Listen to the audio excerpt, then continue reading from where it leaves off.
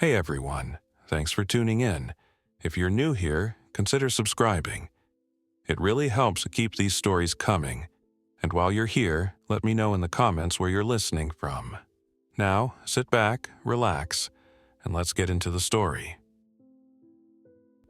My name is Owen Kline, and before everything came apart, I was a contract electrician working residential jobs across Los Angeles County.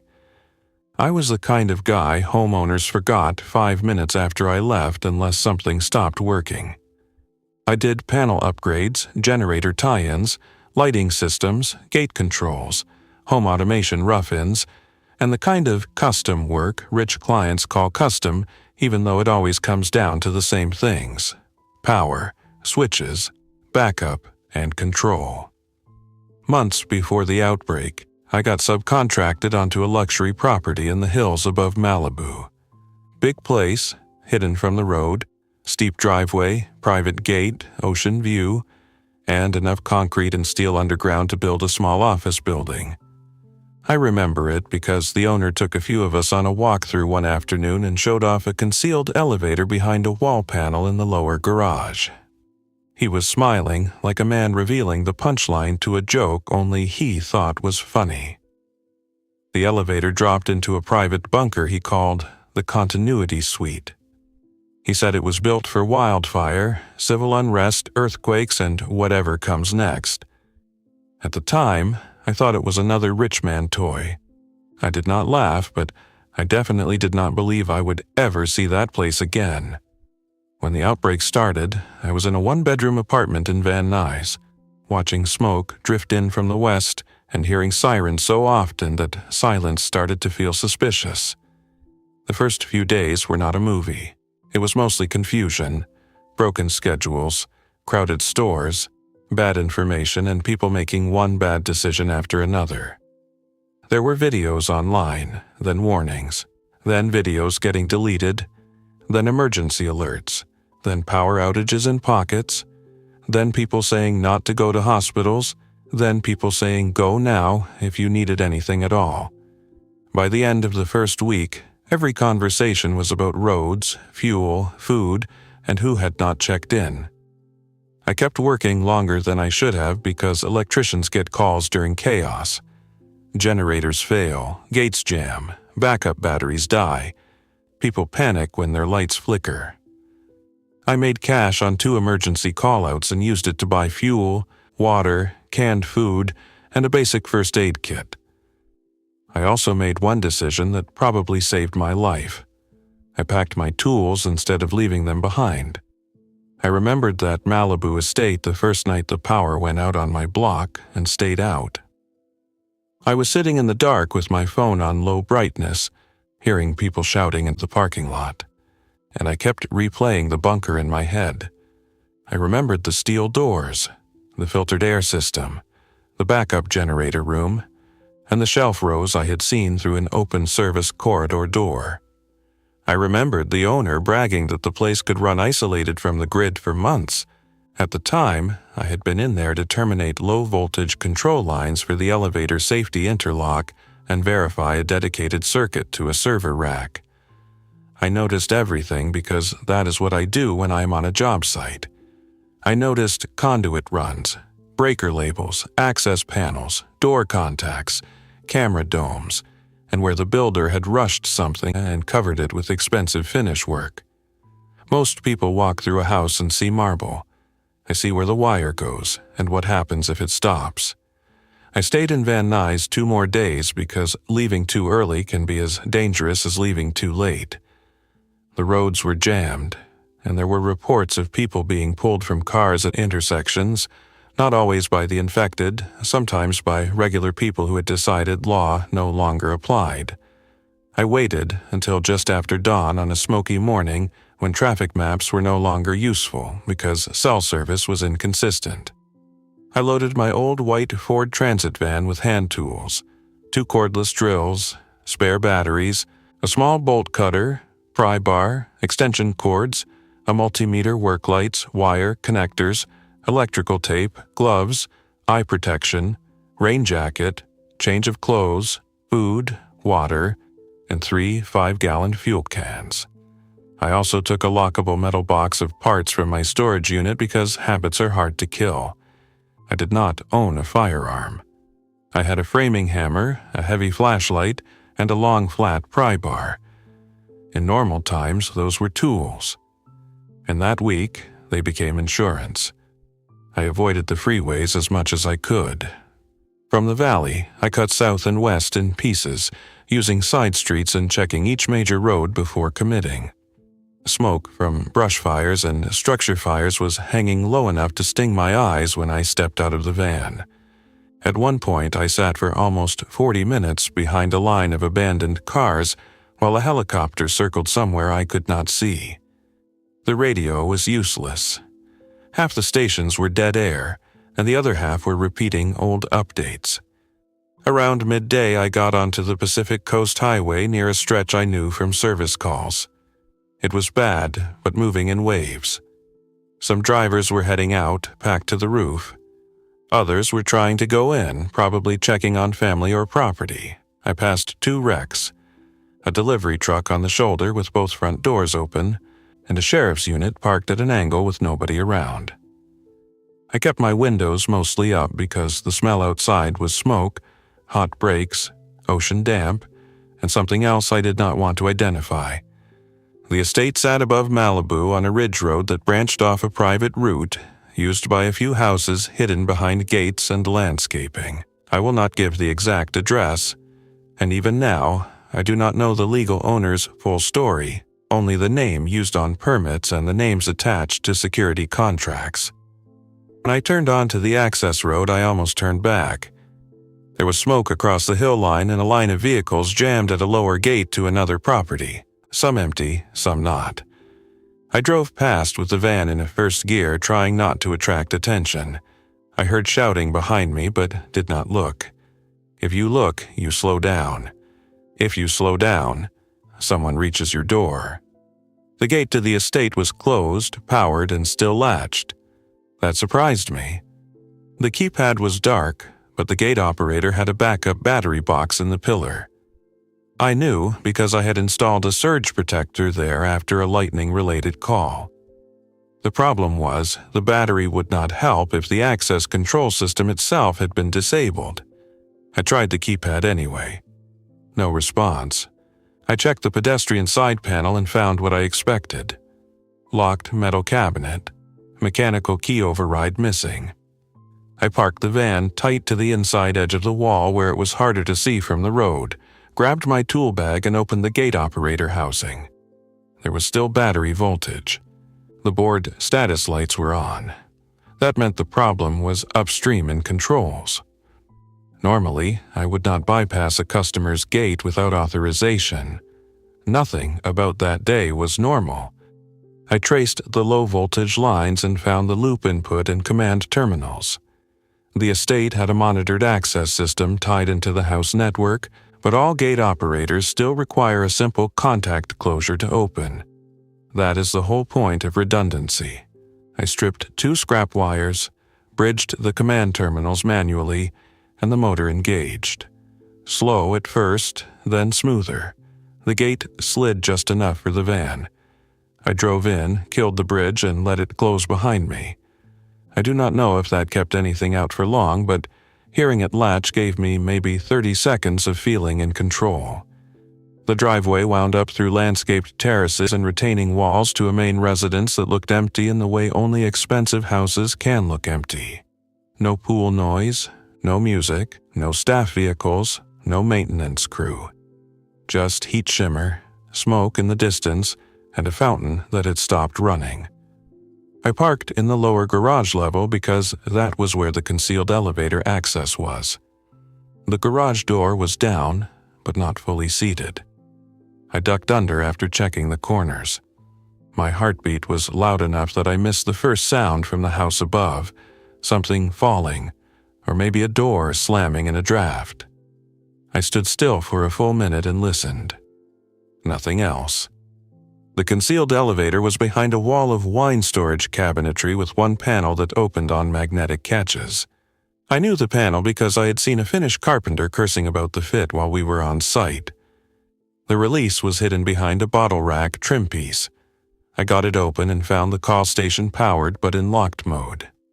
The owner had used a card and code combination during the walkthrough. I had neither. I also knew elevators are not magic.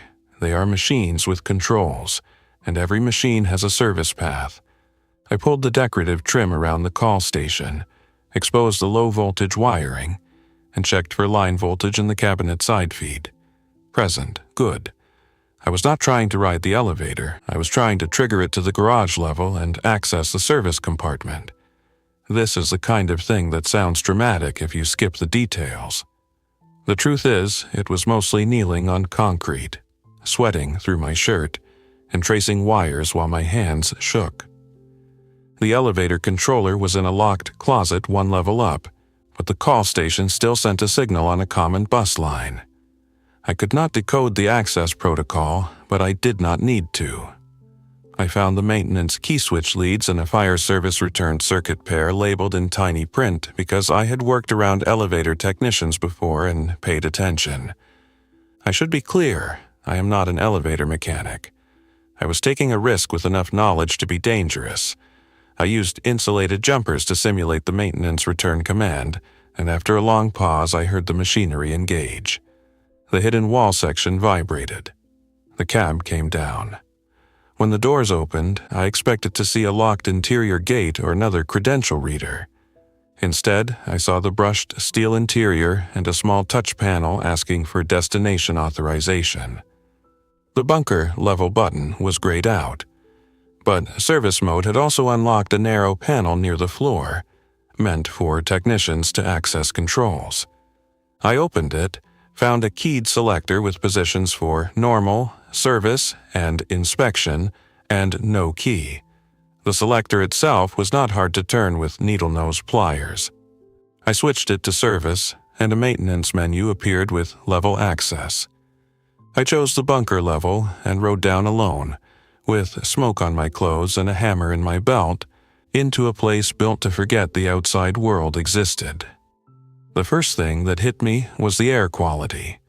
Cold, filtered, dry, almost hospital clean.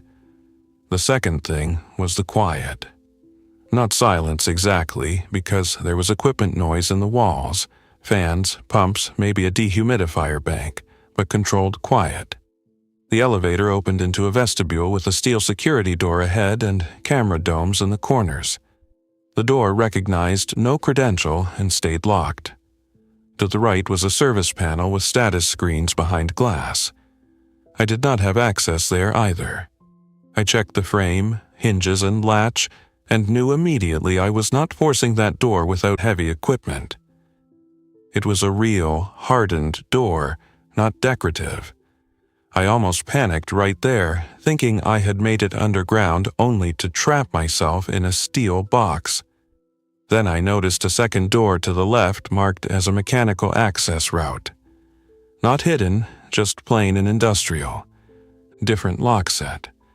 Still heavy, but not in the same class. It used an electronic strike and a mechanical lever. I pulled the faceplate and found the strike feed. 12 volts direct current. Standard. I had tools, wire, and spare batteries.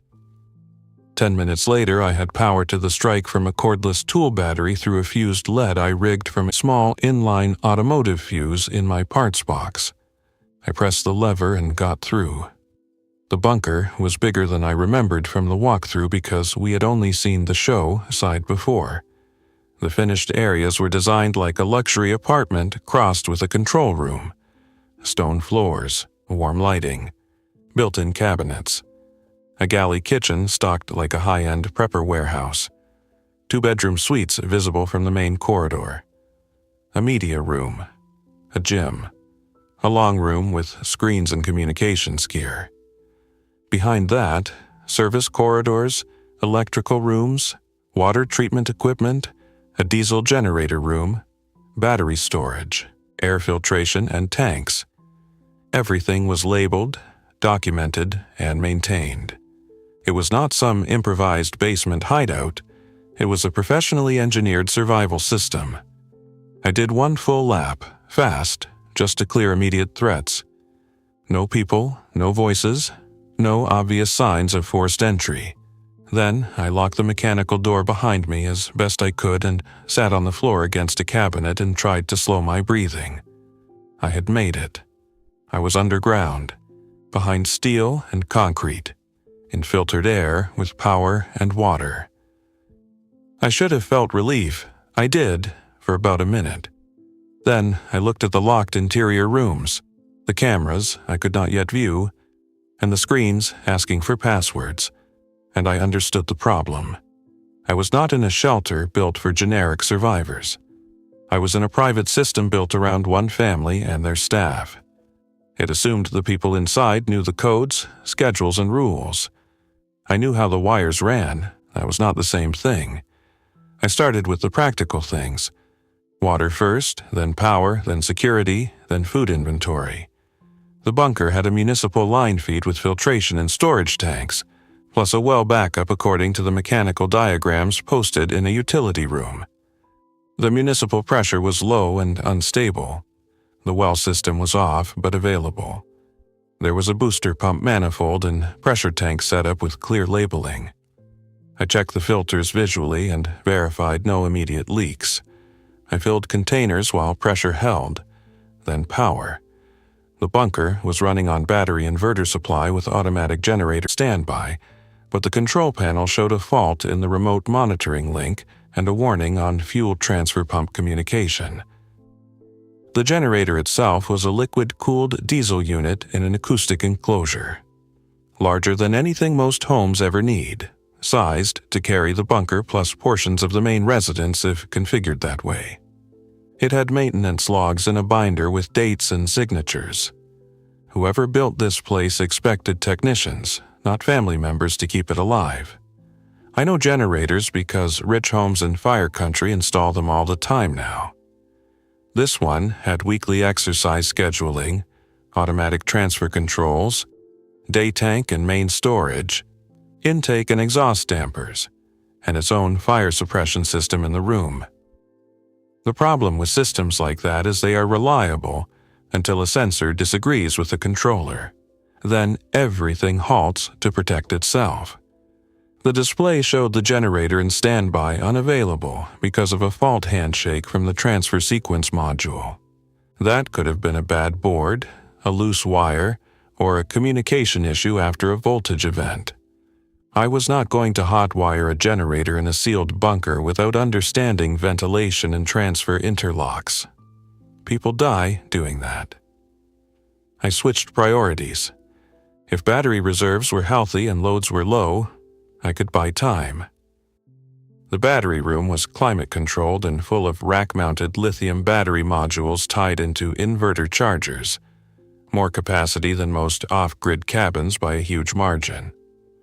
The control screen estimated nearly 2 days at current load, but current load included things the absent owners had probably intended to run continuously: decorative lighting, media servers, network equipment, comfort systems, and charging stations.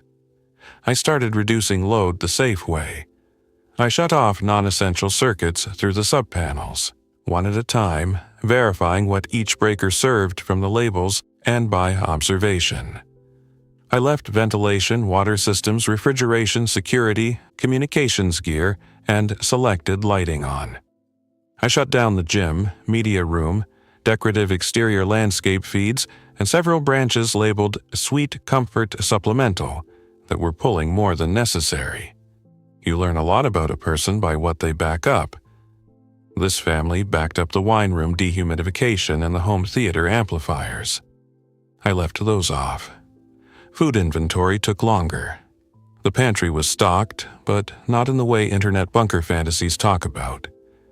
It was a mix of long shelf-life staples, freeze-dried meals, canned goods, bottled water, luxury snacks, protein powders, supplements, and enough espresso supplies to run a small cafe. There were also vacuum-sealed bins labeled by month, likely a staff rotation system. I found medications in a locked cabinet I could not access and a small clinic room with basic supplies I could. I made a notebook from legal pads in the office and started documenting everything. Date, estimated outside conditions, water status, power status, food categories, locked rooms, known entry points, tool inventory, and any sounds or events. I did that because panic grows in empty space. Writing turns panic into tasks. I slept the first night in a chair in the control room because I did not trust the bedrooms and did not trust myself to sleep deeply. The screens were mostly locked, but one wall display showed camera thumbnails on a loop from selected public and perimeter feeds. Several were offline. Others showed the garage, parts of the driveway, the main gate, and some exterior terraces. The image quality was excellent. I watched smoke move across the hills and shadows get longer. At one point, just after sunset, a group of people reached the lower gate on foot. 4, maybe 5. Hard to tell through smoke and distance. They shook the gate, climbed onto a wall section, dropped back down, and moved on. One person lagged behind, stumbling in an irregular way I had seen too many times by then. The others did not help. They left him or her there. 10 minutes later, that figure was still at the gate, pressing into the bars. I turned off the audio channel when I realized the microphones were active and picking up sounds from outside. The next morning, I decided to try the locked rooms. Not because I was curious, though I was, but because locked space in a survival environment can contain critical systems, tools, meds, or hazards. There were 3 rooms I could not open with basic access: a secure office, a master storage vault, and what looked like a family suite wing behind a second hardened door. The office used a keypad and card reader. The storage vault used a digital keypad plus mechanical backup. The suite wing had no visible keypad at all, only a biometric panel and internal release. That one was out of my league without damaging the door, and I was not doing that unless I had no other choice. The office was a more reasonable target. I removed the keypad faceplate expecting a standard access control relay in the wall. Instead, I found a tamper loop and encrypted module tied back to a controller rack somewhere else. If I shorted the wrong thing, I could trip alarms, lock down other doors, or kill the circuit. I stepped back and looked for another path. Ceiling tiles? No, finished gypsum. Ducts, too small, hinge side, reinforced. Then I noticed a floor outlet in the corridor outside the office, flush-mounted and labeled for cleaning equipment. Wealthy homes have weird infrastructure for staff convenience. I opened it and found conduit sharing a route with low-voltage bundles heading toward the office wall. It did not get me access directly, but it told me where the wiring chase ran. I spent half the day tracing that chase through a service corridor and found the access controller cabinet. Locked, but in a normal mechanical room, not a vault. This was the kind of thing no owner ever sees because it sits behind painted doors next to pumps and manifolds. The cabinet had multiple door controllers, labeled runs, and a network switch. With line power isolated and a flashlight in my mouth, I identified the office strike relay output and manual override terminals from the installation labels. Whoever commissioned the system paid for custom labels and documentation. That probably saved my life later. I restored power, triggered the relay manually, and got the office open. The office explained the bunker in a way the polished tour had not. This was not just a shelter, it was a command center for one man who trusted systems more than people. There were binders for maintenance, private security protocols, communications plans, inventories, insurance documents, and emergency procedures. There were family photos too, which made the whole thing feel less like a villain set and more like a very rich household built around fear. The owner was listed in documents as Adrian Vale, a venture capital guy whose name I vaguely recognized from business news and permit paperwork. His wife, Marissa Vale, appeared in school schedules and travel plans. 2 kids, a house manager, a driver, Security consultants, medical concierge contacts, everything mapped out. Earthquake plan, kidnapping plan, wildfire evacuation plan, shelter-in-place continuity plan. People at that level hire specialists to imagine disasters for them. They had imagined almost everything except the possibility that none of them would make it back. What I needed from the office was not gossip. I needed codes, system diagrams, and operational instructions. I found a sealed envelope labeled Bunker Core Access, authorized use only. And for a second I thought my problems were over. Inside were 2 code sheets and a short printed note instructing staff to use rotating code protocol from a secure app. The listed codes were expired, replaced monthly. Still, one older code worked on the storage vault after the 3rd try, and I got lucky.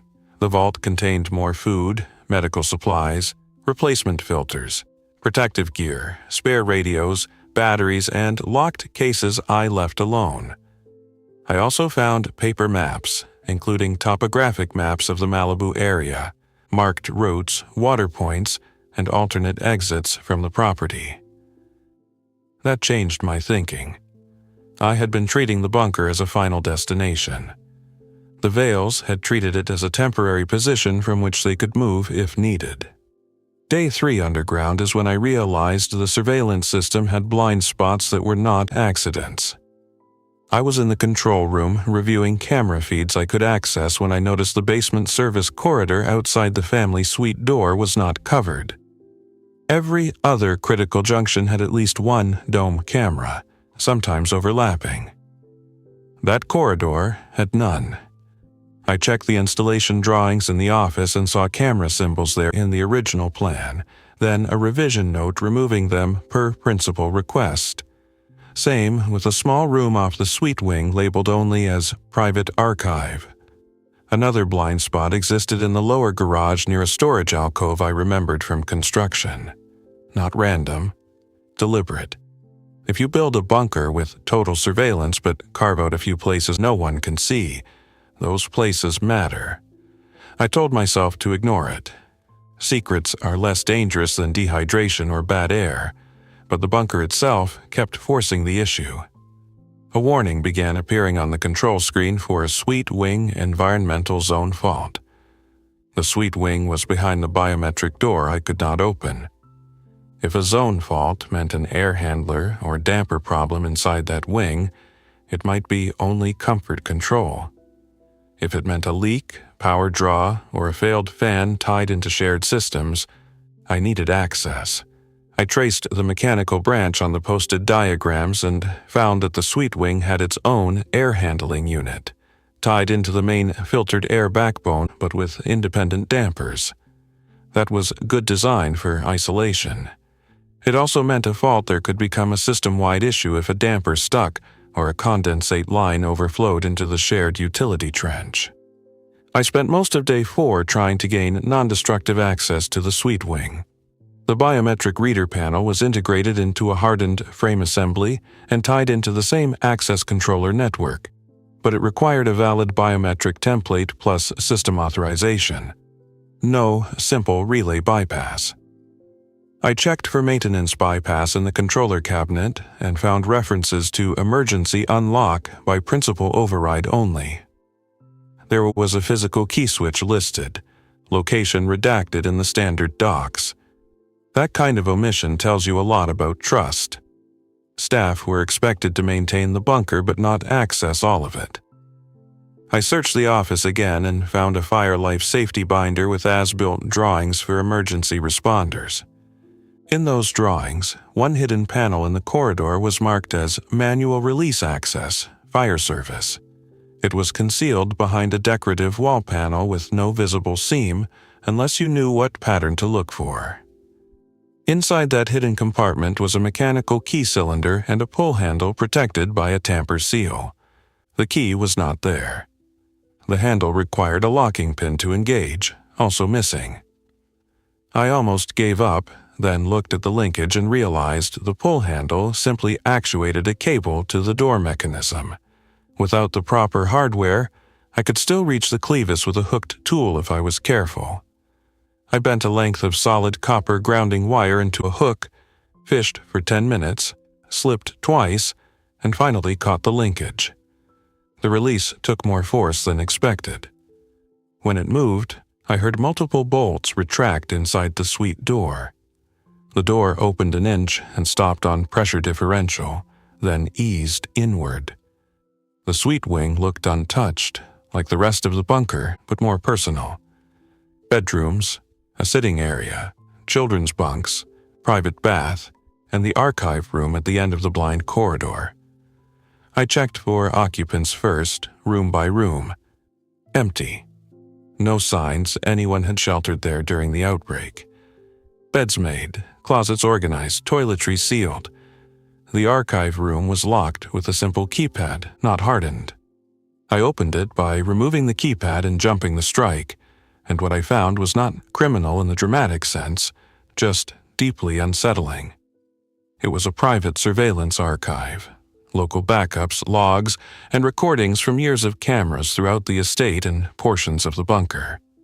The Vales had deleted feeds from official retention but kept copies here. Nannies, contractors, staff, guests, meetings, arguments, family moments. People living and working in a house where they were being watched beyond what they consented to. There were also files tagged with names and incident dates that suggested the owner had used the system to monitor loyalty and leverage disputes with employees. I sat on the floor in that room feeling angry for people I had never met, and stupid for being surprised. Rich people build privacy for themselves and transparency for everyone else. Still, none of that would have mattered to me if not for one folder I found while searching for system manuals. It was labeled Continuity Test, Restricted. Inside were documents about staged occupancy drills and a second egress route from the bunker through a maintenance tunnel to a remote utility structure downhill from the main estate. That route was not on the standard maps in the office. It ran past a section of utility trench and through a concealed service shaft with manual ladders. If the main elevator or bunker entrance were compromised, this was how the family was supposed to escape without being seen from the house. The route also passed an intermediate room marked Cold Storage/Records, another blind spot, another secret room inside a bunker already full of locked doors. Before I could inspect the escape route, I had to solve power. Battery reserves had dropped more than expected overnight because the generator still was not coming online automatically, and one of the inverter chargers was derating due to temperature in the battery room. The HVAC load was lower than day one because I had shut down comfort circuits, but something was drawing intermittent current spikes. I suspected the suite wing zone fault or a pump cycling issue. If I lost power to ventilation or water treatment, the bunker stopped being a sanctuary and became a sealed problem. I made the decision to get the generator running in a controlled way. I am going to describe this carefully because people get hurt when they improvise around backup power. I did not bypass safety systems. I did not force a transfer under load. I followed the documentation, verified ventilation paths, checked fuel supply, and isolated the fault to the control sequence path between the automatic transfer switch controller and the generator remote start module. The generator itself passed local panel checks and could be started manually in test mode with the breaker open, which meant the engine and alternator were likely fine. The fault was in the signal chain telling the system when and how to start under actual demand. In the controller cabinet, I found a loose communication terminal on a shielded cable pair, likely shaken during an earlier power event or simply installed poorly. I re-terminated the connection, inspected adjacent conductors, and cleaned corrosion from a low-voltage plug at the transfer module. Then I performed a test start with no building transfer. The engine fired, stabilized, and ran clean. Oil pressure good. Coolant temperature climbing normally.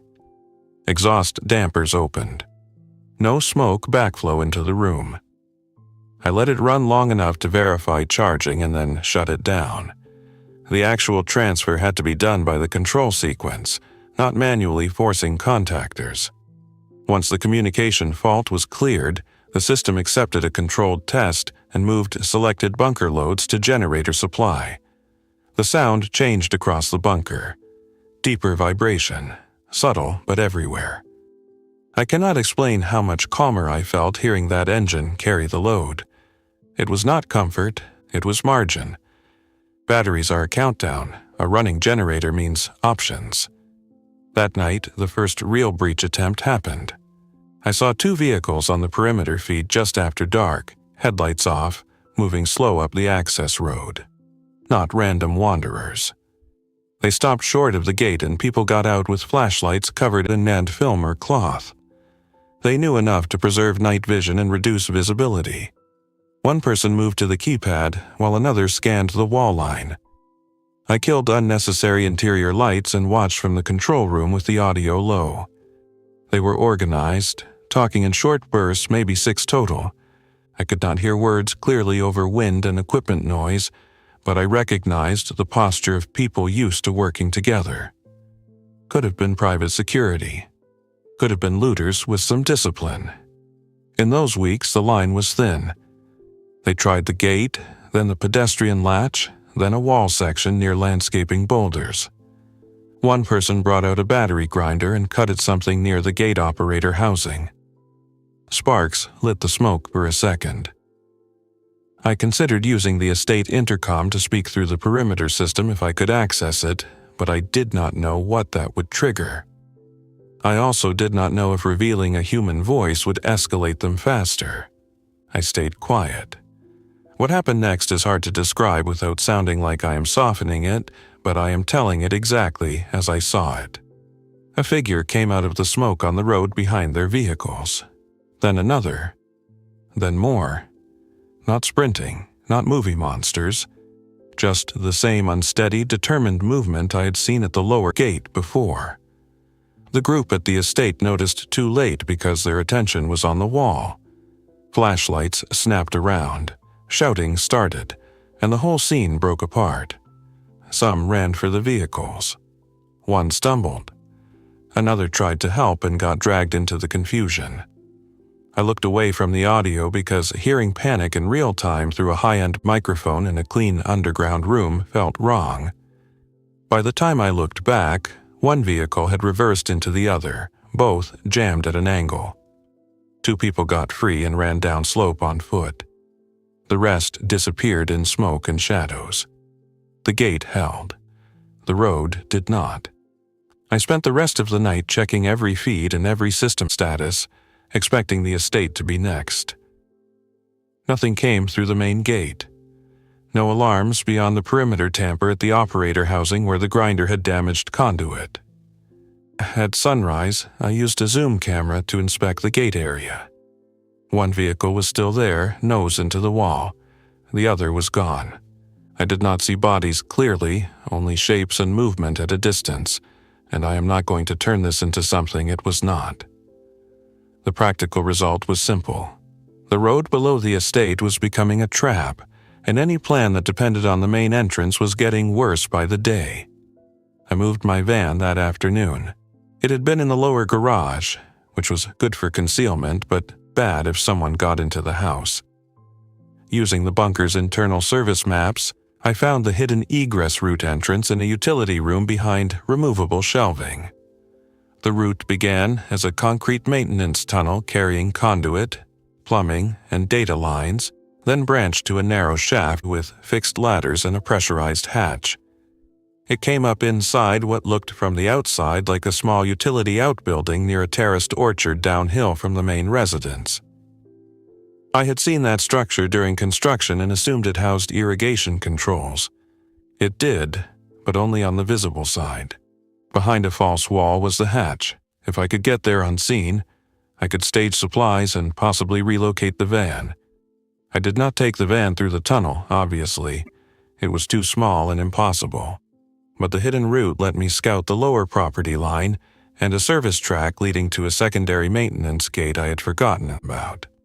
That gate was chain link, manually latched and partly screened by vegetation. Not secure against a crowd, but useful as a quiet exit. I made 3 trips over 2 days, moving fuel, water, food, tools, and spare parts from the van to the outbuilding and then through the tunnel into the bunker. I worked at dawn and near dusk when visibility was lower and road activity was minimal. On the second morning, I heard distant gunfire from the canyon side, short bursts and then silence. I moved faster after that. During one of those trips, I found evidence that I was not alone on the property, at least not recently. In the outbuilding's visible irrigation side, a cabinet had been opened and resealed poorly. Inside was a half-empty bottle of water that was not from the original stock and a torn bandage wrapper. Fresh enough to matter. I froze and listened for a long time. Nothing. I checked the dirt outside and found partial prints near the service track. 1 boot, 1 sneaker, both recent. Could have been the group at the gate exploring. Could have been someone who knew the property better than I did. I started carrying one of the bunker radios on every trip and set a simple check-in timer with myself, which sounds ridiculous until you spend a week alone and realize routine is the only thing standing between caution and paranoia. By the end of the second week, I had the bunker running in a sustainable pattern. Generator for scheduled blocks to recharge batteries and support heavier loads, then battery inverter operation during quiet periods to reduce fuel use and noise signature, water system stable, waste system monitored, air filters inspected and pressure differential logged. Food rationing set at a reasonable level, not starvation mode. I built a charging station from parts in the mechanical room, organized tools, and cleaned the spaces I was using. I even set up one of the bedrooms because sleeping in a chair with cameras flickering was making me jump at every sound. The bunker remained comfortable in a way that felt wrong. Hot showers, good lighting, real beds. It made the outside seem abstract until a camera feed or a distant sound reminded me it was not. The secrets did not stay abstract either. In the archive room, I found a recent set of files copied shortly before the outbreak. Voice memos, internal emails, and security notes that made it clear Adrian Vale had fallen out with his own security contractor. He thought they were overbilling and had reduced staffing on the property. They thought he was hiding assets and cutting corners on maintenance while demanding impossible guarantees. There were notes about changing access credentials and revoking codes, including for one longtime house manager named Elena Ruiz. That name mattered because I found her in the staff records and photos. Mid-50s, organized, local to the area, employed by the family for years. If anyone besides the Vales knew the bunker operations in practical terms, it was probably her. I started looking for signs of the Vales or staff on the feeds and in the logs. Most cloud-linked data had failed when networks went down, but local logs retained events. The main pattern showed the family away from the estate in the days immediately before the collapse. Travel schedule indicated San Francisco and then a private flight planned east. Whether they made it, I never learned. The house manager's credentials were used at the estate 2 days after the first emergency alerts, then revoked manually from the office terminal, likely by Adrian remotely or during a brief return. Security footage from that day was missing from the main system, but present in fragments in the archive. In one clip, Elena is in the lower garage arguing with Adrian Vale near the concealed elevator panel. No audio on that camera. In another, later, she leaves carrying 2 duffel bags and a hard case. Adrian remains. In the final fragment, taken from a terrace camera, Adrian is alone, on a satellite phone, looking at smoke over the hills. Then no more. The next day, all primary bunker access logs show failed attempts and lockouts. He either left, got trapped, or never reached the bunker again. That should have been the end of my interest. The owners were gone, the house manager gone, the bunker mine for as long as I could keep it running. But I kept seeing Elena's name in maintenance notes, and her comments were the only ones in plain language instead of consultant jargon. Replace filter now, not next week. Kids keep touching this panel, add cover. Driver does not know where shutoff is, train him. She sounded like the only person in that ecosystem who understood that systems fail at the worst time and status does not fix plumbing. If she was out there and alive, she might know codes I still needed, and she might also decide a stranger in the bunker was theft. I argued with myself for 2 days about whether to try contact through the perimeter speakers if anyone returned. The decision got made for me when someone found the outbuilding hatch from the outside. It happened on a hot afternoon with smoke so thick the exterior cameras looked sepia.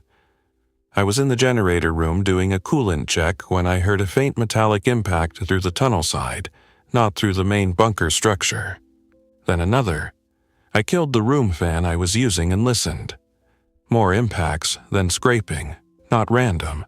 Someone was working the outbuilding. I grabbed my flashlight, radio, pry bar, and the only protective gear that made sense in close quarters, a hard hat and gloves, and moved to the tunnel entrance. I did not run. Running in utility tunnels gets people hurt. At the internal tunnel junction, I stopped and listened again. Voices this time, muffled. 2 at least. No clear words. I shut off tunnel lights in sections from a service panel so anyone looking through a breach would see darkness beyond the visible irrigation room. The hidden hatch was still sealed according to the status switch on my side, but the impacts were close. They had found something. I considered abandoning the outbuilding and letting them take whatever was visible. But if they discovered the false wall and hatch mechanism, the bunker would have a second contested access point, and my position would get worse permanently. I moved forward to the final hatch chamber and watched the pressure gauge tremble from vibration. Someone was trying to pry the exterior panel. I keyed the portable radio to transmit static near the hatch, hoping to make them think the area was monitored. The impacts stopped. One voice cursed. Then I heard a woman's voice, sharp and controlled, say, "Back off. If this is what I think it is, you break the seal and we all lose." I froze. The accent and tone matched nobody I knew, but the sentence told me enough. She knew there was more than irrigation behind that wall. I did something risky and maybe stupid. I spoke through the hatch without opening it. "Who are you?" Silence. Then the same voice. "Who are you, and why are you in my employer's bunker?" I said, "Owen Kline, electrician. I wired part of this place months ago. I got in after the roads failed. I've been keeping systems running." Another voice, male, younger, angry. "He's lying. Open it and pull him out." The woman cut him off immediately. "No." Then, louder to me, "Owen Kline, which panel fed a lower garage call station?" I answered without thinking. "Subpanel LG2, 20 amp dedicated circuit, with low voltage controller supply in the adjacent cabinet." I didn't ride the elevator on normal mode. I forced service return. There was a long pause. Then she said, "Elena Ruiz, step away from the hatch." I laughed once, just from nerves, and stepped back even though she could not see me. We spent the next hour talking through steel. Elena was with 2 people, her nephew Mateo, a paramedic from Santa Monica, and a neighbor from near Latigo Canyon named Paul, who had been helping move supplies and people when roads were still passable. Elena had returned to the estate twice in the first week and failed to get into the bunker after Adrian remotely revoked her access. She thought the family might be inside ignoring her. Later, she assumed nobody had made it. She found signs of activity at the property days earlier: fresh tire tracks, changed gate state, and a repaired control conduit near the main gate, and started watching from a distance. She finally traced movement to the outbuilding and took the risk of checking it. Trust took longer than introductions. I was underground with resources they needed. They were outside with information and local mobility I needed. Either side could lie. Elena asked system questions only a real house manager would know. I asked route questions about roadblocks and fires only someone moving through Malibu canyons would know. Mateo jumped in occasionally, skeptical and impatient. Paul barely spoke. Eventually, Elena gave me a code to open the hatch on the tunnel side and had us all keep our hands visible and tools on the ground. The first face I saw in weeks was Elena Ruiz, tired and smoke-stained, wearing a baseball cap and 95 mask around her neck, and the expression of someone who had spent years managing rich people and had no patience left for drama. Getting them inside the bunker changed everything and made everything harder. 3 people consume more food and water than 1, obviously, but the real change was decision-making. Alone, I could live in routines and ignore bigger questions. With Elena, Mateo, and Paul inside, every question became immediate. Do we stay long-term? Do we bring others? Do we lock the place down and disappear? Do we use it as a rotating safe stop? Who gets told? Elena's answer was practical and brutal. If this place becomes known, it dies. She had seen what happened to stocked properties once rumors spread. Gates fail, walls fail. People who would never steal under normal conditions become desperate. People who already steal become organized. Mateo pushed for using the bunker as a medical shelter for selected people. He had been doing field care at improvised safe houses and was running out of clean space, power, and antibiotics. He was not wrong. He was also talking about a bunker built for one family and currently running on finite fuel. Paul argued for caching supplies and abandoning the estate entirely before larger groups moved into the area. Elena wanted a middle path. Keep the bunker hidden, stabilize it, and use the hidden route to support a small network discreetly without exposing the main entrance. They asked what I thought, and I hated that they did because I knew the systems and therefore knew the limits. In the end, I sided with Elena. The bunker could support 4 for a long time and help others in controlled ways. It could not become a community shelter without failing. We established rules that night and wrote them down. No use of the main house unless necessary. No lights visible from exterior after dark. No generator runs during predictable hours unless required. No radio chatter from the bunker itself. Transmit only from the outbuilding or off-property. No bringing anyone to the estate without group agreement. No opening locked weapons cases in the vault unless there was a direct threat and consensus. Elena added one more rule and looked straight at me when she said it.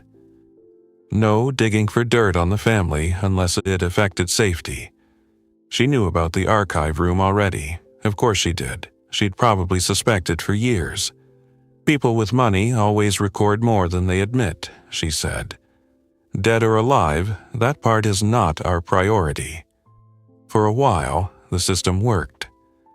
Mateo used the outbuilding as a handoff point for medical supplies and rechargeable equipment. Lights, radios, battery packs that we could support from the bunker without advertising it. Paul ran scouting routes and fuel searches with a dirt bike he had hidden in a ravine cache. Elena and I handled maintenance, inventory, and security. She knew every quirk of the estate, which retaining wall drains clogged first, which doors warped in heat, where the owner hid mechanical keys because he never trusted the staff with master access even though he relied on them for everything. She also knew where Adrian Vale's pride had created vulnerabilities. One example, he insisted on remote command authority over several access systems and refused a simple local override in some cases because he liked the control. When networks failed and he was off-site, that feature locked out the people who could have kept the place operating smoothly. The first major internal conflict came over the family suite archive. Mateo found out about it when he saw me moving backup drives. He wanted to destroy the surveillance records immediately, all of them on principle. Elena wanted to keep anything related to estate infrastructure, routes, and system logs, and delete personal recordings when we had time. I agreed with her, though I felt dirty about touching any of it. Paul did not care as long as no one's face ended up on some screen while he was moving supplies. We compromised. Separate technical records from personal surveillance, preserve only what affected operations and security, and physically destroy the rest once we were sure we did not need it. Matteo and I spent a full day pulling drives, cataloging contents, and shredding data storage we deemed personal. It was tedious, angry work, but it made the bunker feel less like stolen luxury and more like a place we were reclaiming from someone else's paranoia. Weeks blurred together after that in the way survival time does, defined less by calendar dates and more by maintenance cycles, smoke levels, and road conditions. Some days were almost normal. We repaired a leaking condensate line in the suite wing. We rebalanced loads and extended generator service intervals by improving charging schedules. We built a better hand truck path through the tunnel for moving heavy items. Elena taught me how the estate's landscaping irrigation cisterns could be isolated and used as emergency non-potable water storage if municipal service failed completely. Matteo set up a clean treatment corner in one of the unused rooms with strict entry rules. Paul added camouflaged markers on a ridge trail for night navigation. We ate well compared to almost everyone else and hated ourselves for it some nights. Then the fire shifted. Up to that point, smoke had been constant but manageable underground. Above ground, it limited visibility and movement, but also hid the estate. When the winds changed, a fire line pushed closer through canyons to the east and north. The camera feeds turned from gray smoke to orange haze, then to visible glow after dark. Ember risk became the main concern. Luxury estates burn like anything else when embers get into vents, eaves, or dry landscaping. The bunker itself was hardened, but the main house and outbuildings were not immune.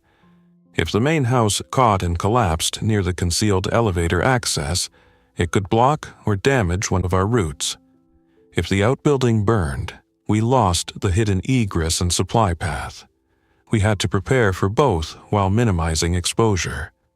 This is where electrician work and house manager experience turned into a team sport.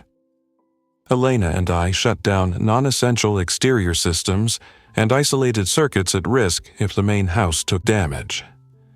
We closed dampers, checked fire doors, and staged extinguishers where they might actually matter. Matteo and Paul cleared combustible material around the outbuilding and covered vents with mesh where possible without choking airflow. We filled every container we had. I set the generator scheduled to top off batteries and then shut down during peak ember periods in case we needed to isolate ventilation or deal with smoke intrusion. We did not have a fire engine. We had hoses, hand tools, planning, and luck. The ember storm hit in the middle of the night. You could hear it before you saw it on cameras. A soft rattling on hard surfaces, then louder impacts, then the kind of wind that makes every tree look wrong. Exterior feeds became a blizzard of sparks. One terrace camera went dark. Then another. An alarm reported smoke in the lower garage. We moved fast, all four of us, because this was no longer about secrecy. We used the bunker route to reach the garage level and found smoke rolling in from the main house side through a service corridor. Not heavy flame yet, but enough to burn your throat. Something above had ignited near a utility chase. We were not going to save the house. We only needed to protect bunker access and keep fire from running down into mechanical spaces.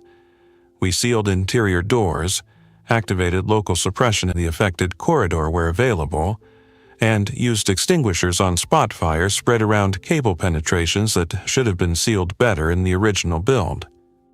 I remember thinking, even then, that some subcontractor years earlier had cut corners on fire stop in a hidden wall, and now we were paying for it. We worked in masks, low visibility, yelling simple directions. Mateo stayed back after one bad cough and handled door control and comms. Paul and I knocked down embers and flare-ups near the garage service area. Elena found the manual dampers faster than any of us in closed sections to slow smoke migration. The main house above us burned in pieces we could not see, but the bunker core held. By dawn, the immediate threat passed, leaving the estate changed. Several exterior cameras were dead. Parts of the main residence had burned, though not total collapse. The lower garage level was smoke damaged but intact. The concealed elevator machinery faulted and locked out again, likely due to heat or control damage. The main gate cameras showed debris on the road and no movement. Our hidden outbuilding survived with scorch marks and melted irrigation tubing on one wall. We were exhausted, filthy, and suddenly aware that the bunker had stopped being a temporary advantage. It was now one of the few functioning, hardened spaces in our area. That made it more valuable and more dangerous to keep. Over the next month, the outbreak outside shifted from panic to pattern. Smaller groups controlled certain roads. Some neighborhoods emptied, others formed guarded enclaves. The infected remained a constant hazard, especially where noise and abandoned supplies drew people into bad places. Fires came and went. Water pressure failed entirely for long stretches. We stopped expecting restoration and started treating every intact system as borrowed time. Mateo's network of aid contacts shrank and changed.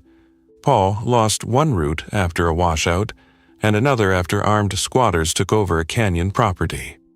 Elena found a way to reroute one estate camera mast to watch a ridge trail instead of the driveway, which told you exactly how our priorities had changed. The bunker's hidden problems kept surfacing too.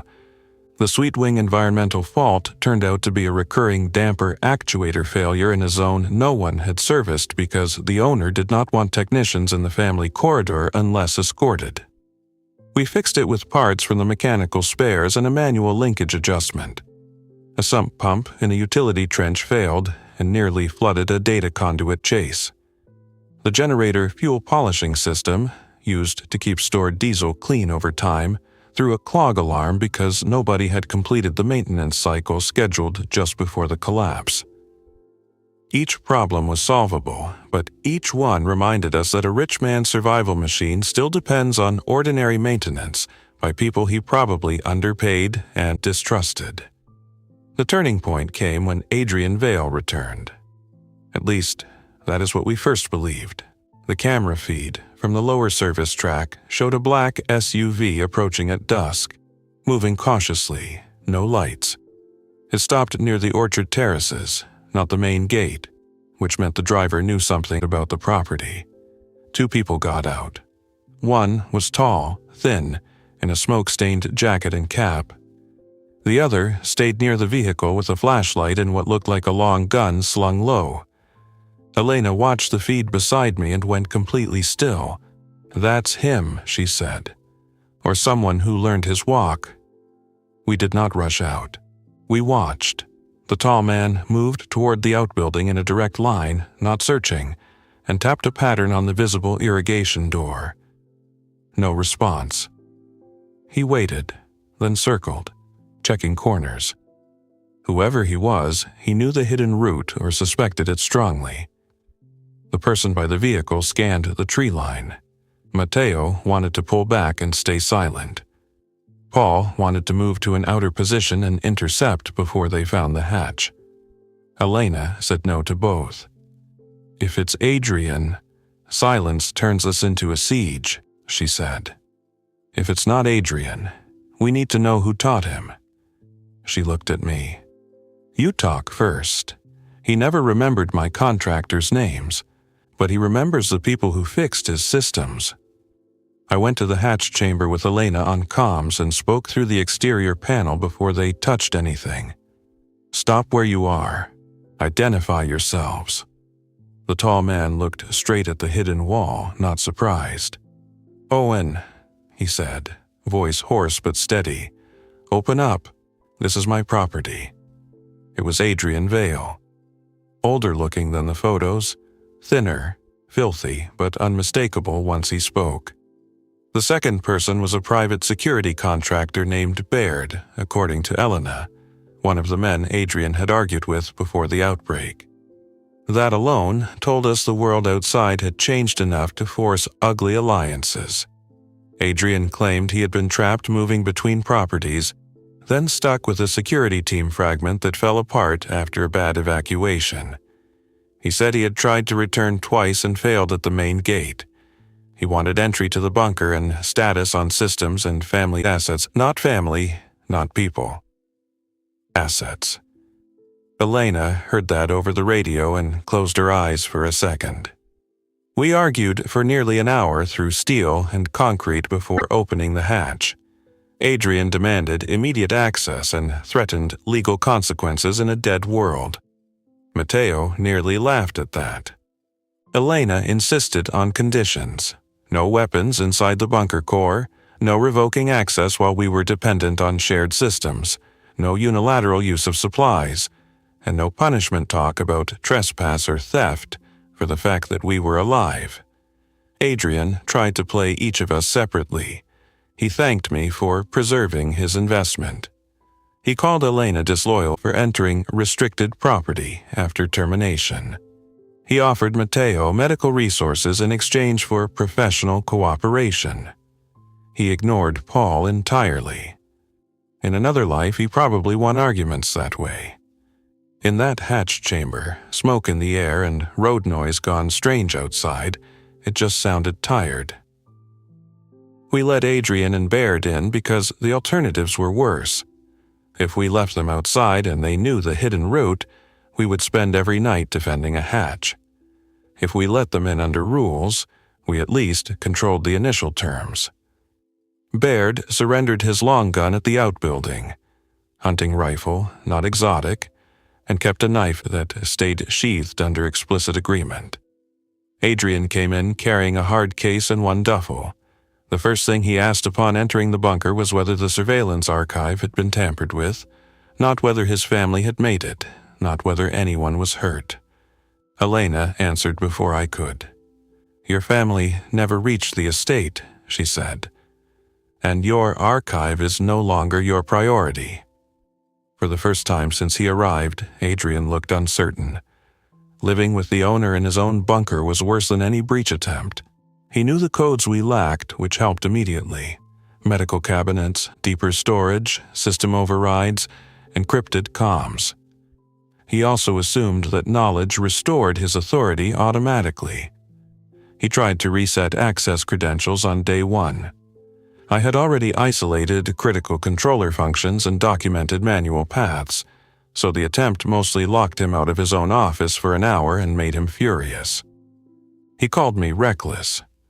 I told him his remote control design nearly got the place abandoned. Elena broke the standoff by putting a written operations board in the kitchen and assigning him tasks like everyone else: inventory review, family contact log reconstruction, and water usage tracking. "You can be useful or difficult," she said. "We have limited capacity for difficult." Baird surprised all of us. He was competent, quiet, and far less interested in power games than Adrian. He admitted he had once sold Adrian on some of the more aggressive security features because wealthy clients always want total control until total control locks them out. He helped Paul improve exterior observation routes and showed Matteo a safer way to stage perimeter scans before aid pickups. He also confirmed what we suspected. Several nearby properties had been hit by organized groups looking for fuel, generators, and stored food. Rumors of bunker houses were circulating among survivors and scavengers both. Secrecy was now a countdown, not a guarantee. The final crisis started with a radio call Matteo almost ignored because it came during generator maintenance. A small group he had supplied before, 2 adults and a teenage girl, was pinned near a road cut after their truck failed. They were not far as the crow flies, but the route passed an area where movement had become dangerous after recent looting and infected activity. Matteo wanted to help immediately. Elena wanted more information. Adrian wanted no involvement. "We expose this place for strangers and we lose everything," he said. He was not entirely wrong, and hearing a partly true sentence from him made it harder. What changed the decision was the Ridge camera. While we argued, Paul checked the feed and saw another group moving toward the same road cut from the opposite direction. Armed, coordinated, probably the same looters Baird had been tracking. If Mateo's contacts were trapped between two threats, delay was a decision too. We could either let them be overrun and hope nobody linked anything back to us, or intervene on terms we controlled, and maybe prevent a larger mess from reaching our area. Elena looked at the board, then at each of us, and said, "Limited response, no one gets led back here. If it goes bad, we cut contact and fall back." Adrian objected again, and this time Baird told him flatly, "If we do nothing and those men take that truck and those people, they'll keep hunting. Today, it's not us. Tomorrow it is. I'm not going to turn that operation into an action fantasy. It was messy, tense, and mostly about timing, terrain, and knowing when not to be seen." Paul and Baird took the outer route to observe and distract if needed. Mateo and I moved through a drainage line to reach the trapped group with medical kits and fuel transfer gear. Elena stayed at the bunker coordinating on radio and watching cameras where she could. Adrian stayed underground by unanimous decision, which he took as an insult and probably was. The truck at the road cut had a cracked radiator hose and a rear tire shredded, not fixable in place quickly. The two adults were exhausted and trying to stay quiet while the girl kept watch with a crowbar she held like a baseball bat. We gave them water, patched what we could, and prepared to abandon the truck. Then the looter group appeared earlier than expected on the upper slope. Baird's warning came half a second before we saw movement. We pulled back with the 3 survivors through brush and broken retaining lines, while Paul created noise farther downslope to draw attention. The infected in that area responded to sound faster than to sight, and within minutes the whole hillside became a place nobody wanted to stand still. We did not fight our way out. We moved, hid, redirected, and got lucky. We brought the 3 survivors not to the estate but to a temporary handoff point near an old service yard Mateo had used before. They never saw the bunker. They knew better than to ask. Mateo stabilized one of the adults overnight and arranged onward movement the next day.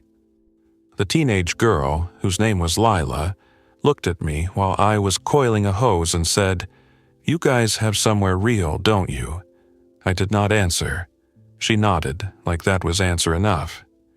That silence followed me back through the tunnel. When we returned, the estate was under observation. Not a direct attack yet, but signs. Fresh tracks near the lower road. A drone buzz heard once and lost in smoke.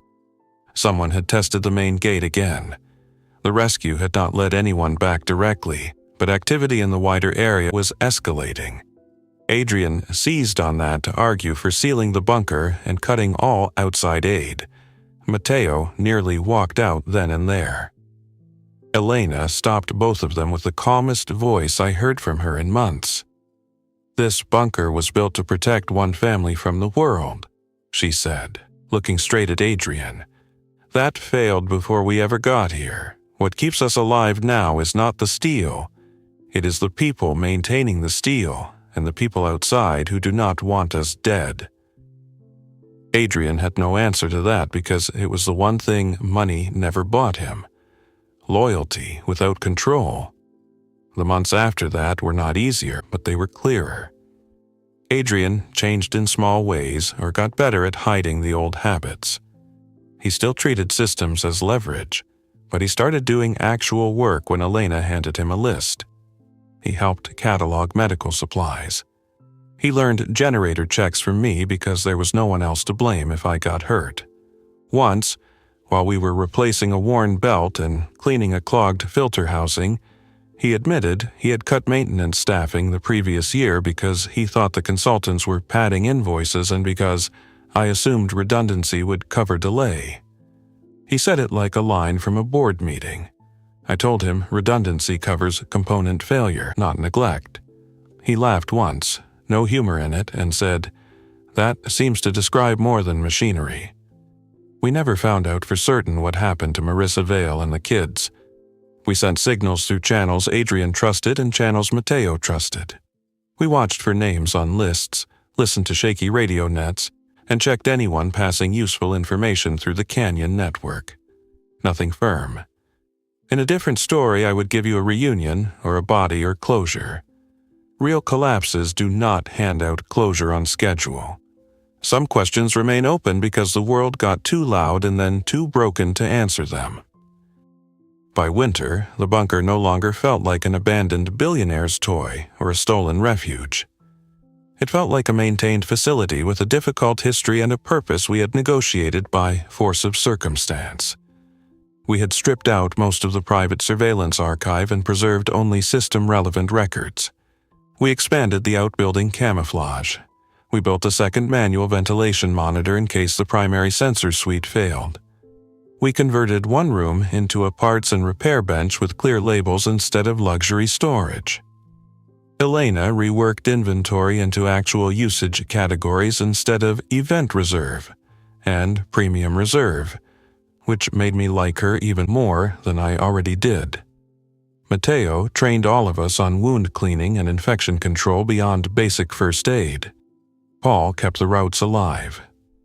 Baird came and went, never fully moving in, always bringing news and bad jokes and occasionally a can of decent coffee like he was paying rent. People ask, if they hear a version of this later, whether I felt guilty living in that bunker while others suffered outside. The answer is yes, all the time. And also no, because guilt does not repair pumps or filter water or keep a hidden place from becoming a slaughter at the gate. We did what we could without turning one functioning shelter into a beacon. Sometimes that meant helping. Sometimes it meant saying no. Sometimes it meant lying by omission. If you want clean morality, you will not find it in a hillside bunker with finite diesel and locked doors. As for me, I stayed because I was useful. That sounds smaller than heroics, but usefulness is what keeps groups together when fear and ego start chewing at the edges. I knew the wiring. Then I learned the mechanical systems. Then I learned the routes. Then I learned the people. I stopped thinking of myself as the stranger who got in by chance. I was still a contract electrician by trade, but down there, I became the person who could tell by a sound in the wall whether a pump was cycling wrong or by a slight voltage dip, whether the generator transfer timing was drifting, or by the way Elena looked at an inventory sheet, whether she had heard bad news and was trying to hide it until morning. Survival was not one dramatic choice at the gate. It was 10,000 small maintenance decisions made before a fault became a failure. The last thing I will tell you is about the locked rooms and the secrets, because that was what frightened me most when I first got inside. I thought the bunker would kill me with hidden codes and private paranoia, and in a way it almost did. The blind spots, the revoked access, the locked cabinets. The owners need to control every layer of the system. Those things turned a safe place into a fragile one. But the same bunker also held the tools, records, and infrastructure that let a handful of regular people make something workable out of a bad design. We did not solve the outbreak. We did not fix California. We did not become some underground kingdom. We kept a machine running in the hills above Malibu while smoke crossed the cameras and sirens faded and the world outside learned new rules. If you are listening to this because you like stories about hidden bunkers and rich men's secrets, that part is real enough. There were secrets. There was luxury. There were locked doors with codes I did not have. But the thing that mattered in the end was not the hidden elevator or the steel walls. It was a house manager who knew where the manual should have been. A paramedic who would not stop helping people even when logic said stop. A local guy who could read terrain better than any app. A security contractor willing to admit his old work made things worse. And one electrician who remembered which panel fed a garage call station and had enough wire in his bag to open a door. That is how I camped inside an abandoned Billionaire's bunker while the outbreak spread outside. I did not go there to own it. I went there because I remembered how it was built. I stayed because once I got the lights on, other people came who knew how to keep the rest of it alive. Thanks for listening. If you enjoyed this story, don't forget to like and subscribe. Your support keeps these creepypastas coming. Until next time, stay alert, stay safe, and never ignore the feeling that something is watching.